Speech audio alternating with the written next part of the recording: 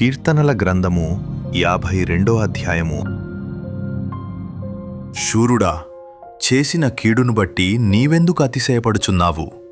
దేవుని కృప నిత్యముండును. మోసము చేయువాడా, వాడిగల మంగళ కత్తివలే నీ నాలుక నాశనము చేయనుద్దేశించుచున్నది.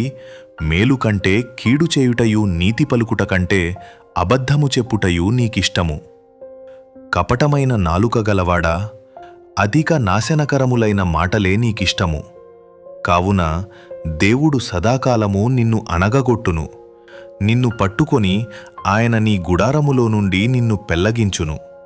సజీవుల దేశములో నుండి నిన్ను నిర్మూలము చేయును.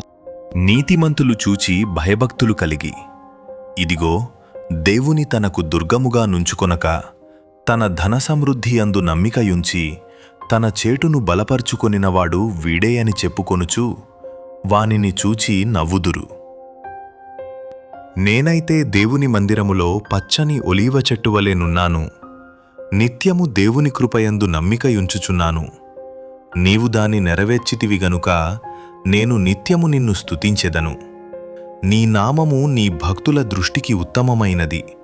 నేను దాని స్మరించి కనిపెట్టుచున్నాను.